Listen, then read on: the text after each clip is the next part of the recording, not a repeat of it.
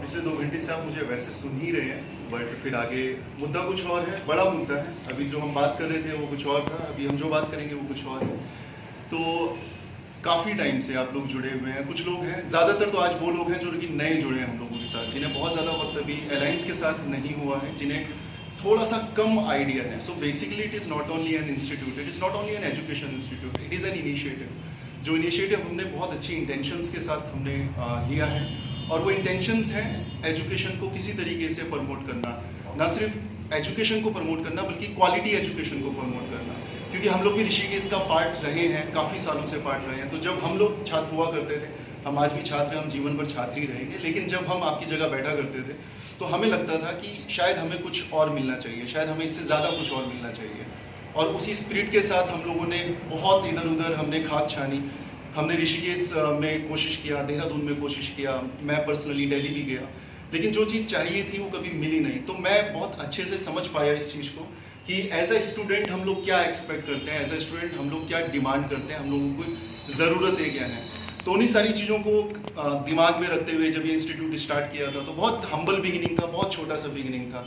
अभी तो वो लोग नहीं है जो बहुत शुरुआत में हम लोगों के साथ जुड़े थे, लेकिन जब हम जुड़े थे तो इंस्टीट्यूट 2 बच्चों से स्टार्ट हुआ था, 2 के 4 हुए, 4 के 40 हुए, और इस तरीके से सिलसिला बढ़ता रहा। इतना जो हम लोग विस्तार कर पाए उसके पीछे क्या कारण था कि आप लोग समझ पाए हमारी इंटेंशंस को, आप लोग समझ पाए कि कहीं ना कहीं हम लोग अपने काम के प्रति हम ईमानदार हैं, हम जस्टिस करने की कोशिश कर रहे हैं, और वही कारण है कि आज भी लोग हमारे साथ जुड़े हैं। अदरवाइज एजुकेशन इंस्टीट्यूट के साथ हमारे किस तरह के रिलेशन होते हैं हम सब जानते हैं। एक बार हम बाहर चले जाते हैं तो फिर उसके बाद हमारे पास 100 कारण होते हैं उसको क्रिटिसाइज करने के। तो हम कोशिश करते हैं ना सिर्फ हम अच्छा एजुकेशन आपको प्रोवाइड करें, बल्कि कई सारी मोरल वैल्यूज़ को भी डेवलप करने की कोशिश की जाती है। उन्हीं मोरल वैल्यूज़ में से एक वैल्यू है दैट इज़ कंपैशन, राइट। हम सिर्फ अपने बारे में ना सोचें बल्कि हम सोसाइटी के बारे में भी सोचें, हम सिर्फ अपने बारे में ना सोचें, जो हमारे बगल में व्यक्ति बैठे हैं हम उसके बारे में भी सोचें। तो आज का जो इनिशिएटिव है उसके पीछे के 2-3 कारण है जो मैं आपको बताऊंगा। ऐसा कभी सोचा नहीं था कि इस तरीके से कुछ हम लोग प्लान करेंगे। 2-3 चीज़ें एक साथ हुई, और शायद ये होना था इसलिए हुई। आप इशिका वो पहली स्टूडेंट है जिन्होंने मुझसे ये बात शेयर करी थी। तो हुआ ये कि ये लोग, ये इशिका और इनकी सिस्टर, इन्होंने जब इंस्टीट्यूट ज्वाइन किया तो ये मेरे पास आए और उन्होंने कहा कि सर हमारा जो एजुकेशन बैकग्राउंड है ये एजुकेशन बैकग्राउंड है, एनजीए से ये लोग पढ़े हुए हैं। एनजीए का अगर आपको थोड़ा बहुत आइडिया हो तो जो ब्राइट स्टूडेंट होते हैं और वो स्टूडेंट जो कि इकोनॉमिकली वीकर सेक्शन से बिलोंग करते हैं उनको एनजीए फंड करता है, उनको स्पॉन्सर करता है, फ्री ऑफ कॉस्ट उनका पूरा एजुकेशन एनजीए स्पॉन्सर करता है। तो जब इन्होंने मुझे बताया एनजीए के बारे में तो मुझे कॉन्सेप्ट अच्छा लगा। दूसरा, इन्होंने कहा कि सर हमारा इतना परसेंटेज है, they both are that category of student जिनके 85% से ऊपर स्कोर है, जो कि अच्छा स्कोर है, डिसेंट स्कोर है, राइट। तो इन्होंने जब मुझसे बात शेयर करी तो दे वर वेरी क्लियर कि सर हम पढ़ना चाहते हैं, हम पढ़ने में भी अच्छे हैं, बट हम फीस नहीं दे पाएंगे क्योंकि हमारा एक पर्टिकुलर ये बैकग्राउंड है। एंड आई वाज लाइक कि ठीक है, मैं आपको सपोर्ट कर सकता हूँ, but because I am a part of a particular institute, मैं फ्री ऑफ कॉस्ट नहीं पढ़ा सकता। मैं इसलिए नहीं पढ़ा सकता क्योंकि हमारी खुद की एक कॉस्ट होती है, और मैं इसलिए भी नहीं पढ़ा सकता क्योंकि जो बच्चे 50,000 पे कर रहे हैं फिर उन लोगों के साथ इनजस्टिस हो जाएगा। तो मैं एक बहुत ही अजीब से मोरल डायलेमा में था कि मैं क्या करूं। मैंने ये भी नहीं कह सकता कि आप क्लास छोड़ दो क्योंकि आप पे नहीं कर सकते, और मैंने ये भी नहीं कह सकता कि आप कंटिन्यू करो और आप फीस दो, बिना फीस के मैं आपको नहीं पढ़ाऊंगा या मैं आपको बिना फीस के पढ़ाऊंगा। मैं बहुत ही अलग से मोरल डायलेमा में था। तो मैं सोच ही रहा था उस चीज़ के बारे में, क्योंकि हम सबका एक लिमिटेड पॉकेट साइज होता है, उससे आगे बढ़कर हम ज़्यादा एफर्ट्स लगा नहीं सकते हैं। तो अचानक से हुआ ये कि मेरे बचपन के जो मित्र हैं रितेश, उनका मेरे पास फ़ोन आया, और फ़ोन में उन्होंने मुझसे बोला कि यार मेरे दिमाग में ऐसा ऐसा कुछ चल रहा है, क्योंकि जिस फील्ड में रितेश है उस फील्ड का एजुकेशन से बहुत डायरेक्टली कोई लेना देना नहीं है, तो एजुकेशन में बहुत ज़्यादा वो इन्वॉल्व हो नहीं सकते हैं। एक अपनी प्रोफेशनल लाइफ है, और उस प्रोफेशनल लाइफ में आपको वैसे भी 10 से 12 घंटे फिर अपनी फैमिली को टाइम देना होता है, तो आप एक्स्ट्रा एफर्ट नहीं लगा सकते, बट जो एफर्ट्स लगा सकते हैं वो हम लोग लगा सकते हैं क्योंकि हमारा प्रोफेशन ही है। तो फिर रितेश ने मुझे पूछा कि हम किस तरीके से, या रितेश किस तरीके से इसमें कंट्रीब्यूट कर सकते हैं। तो मैंने उनको पूरा बताया कि यार अभी जस्ट 1 से 2 दिन पहले मेरे साथ ये इंसिडेंट हुआ। तो ही वाज लाइक कि यार ओके ठीक है, अगर इस तरह के बच्चे हैं जो कि टैलेंटेड हैं बट वो फीस अफोर्ड नहीं कर सकते, तो I can provide them a kind of support. मैं थोड़ा बहुत उनको अपने तरीके से, अपने बूते उनको सपोर्ट कर सकता हूँ। तो ये जो चीज़ हुई ये कहीं ना कहीं होनी थी, इसलिए दोनों चीज़ें एक साथ कोइंसाइड हो गई, राइट।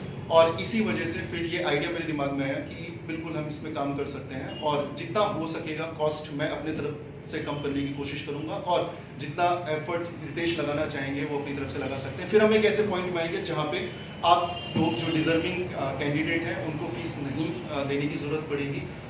कंडीशन अप्लाई, सिर्फ हमें ये भी नहीं देखना कि आप इकोनॉमिकली वीक हैं, हमें ये भी देखना है कि आप डेडिकेटेड हैं, हमें ये भी देखना है कि आप सिंसियर हैं, हमें ये भी देखना है कि आप अपनी पढ़ाई पे पूरा फोकस कर रहे हैं, राइट। क्योंकि अगर आप उस कैटेगरी में नहीं आते हैं तो आप केवल उस अमाउंट को इनजस्टिफाई नहीं कर रहे हैं, बल्कि आप एक ऐसे छात्र की, एक ऐसे स्टूडेंट की सीट को भी खराब कर रहे हैं जो कि शायद जेन्युइन था लेकिन आप लोगों की वजह से वो नहीं हो पाया। तो हमें शॉर्ट लिस्टिंग करने में टाइम लगा, ये तो कम से कम 15-20 दिन पहले स्टार्ट हो चुका था जो हम लोग प्लान कर रहे थे, बट शॉर्ट लिस्टिंग में टाइम लग रहा था कि हम किन जेन्युइन कैंडिडेट्स को सेलेक्ट कैसे करें, उसका क्राइटेरिया क्या हो।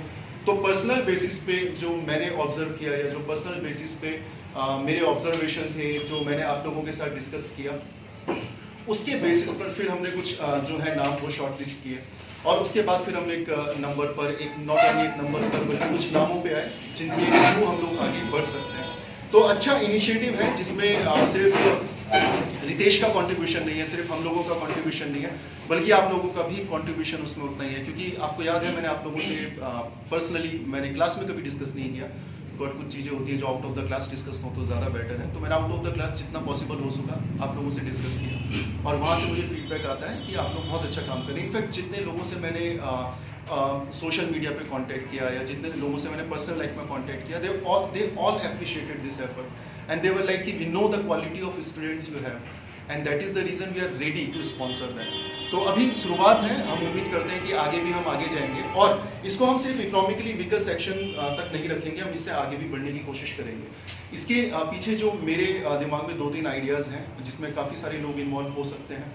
वो आइडिया ये है कि जो बच्चे पढ़ने में बहुत अच्छे हैं, जो मेरिटोरियस स्टूडेंट्स हैं, हम लोग उनको किसी तरीके से सपोर्ट कर सकते हैं, हम उन्हें मोटिवेट कर सकते हैं बहुत सारे, not only in monetary terms बल्कि अलग अलग टर्म्स में, राइट। तो ये मेरी तरफ से एक छोटा सा इनिशिएटिव था जिसमें रितेश का बहुत बड़ा कंट्रीब्यूशन है, और इसी वजह से आज हम सब लोग यहाँ पे हैं। और आप लोग मैं एक्सपेक्ट कर रहा था कि हम ज़्यादा से ज़्यादा इसमें पार्टिसिपेट करेंगे, but because of other commitments there are lot of students जो नहीं आए, जो आए थे जो चले गए, दैट इज़ ओके, बट आप लोग बैठे हो यहाँ पे इंपॉर्टेंट अपना टाइम देके, so first of all thanks to you and congratulation, आपकी एक अच्छा नागरिक बनने की पहली स्टेज तो क्रॉस हो चुकी है, राइट। बहुत सारे स्टूडेंट ऐसे हैं they have already paid 50,000 and उनको स्कॉलरशिप्स वगैरह की कोई ज़रूरत नहीं है, तो उनका बैठने का कोई ऑब्जेक्टिव उस सेंस में नहीं था, बट इस तरह के इनिशिएटिव को जब आप सपोर्ट करते हैं तो औरों को भी आप सपोर्ट करते हैं, राइट। तो आगे बढ़ेंगे, मेरी तरफ से तो इतना ही मैं आप लोगों से कहना चाह रहा था। बाकी मैं थोड़ा सा ये चाह रहा था कि थोड़ा सा हम डिस्कशन मोड पे रहेंगे, और बहुत कम ऐसे मौके मिल पाते हैं जहाँ पे हम अपनी बात रख सकते हैं। तो एक तो ये जो मुझे लगा ये एक हर्डल है आप लोगों की पढ़ाई के आगे, मनी, पैसा एक हर्डल है। दूसरा जो एक हर्डल हो सकता है, या जो दूसरा एक हर्डल है, दैट इज़ रिसोर्सेज की कमी। ऋषिकेश में रिसोर्सेज की बहुत ज़्यादा कमी है, बहुत ही ज़्यादा कमी है।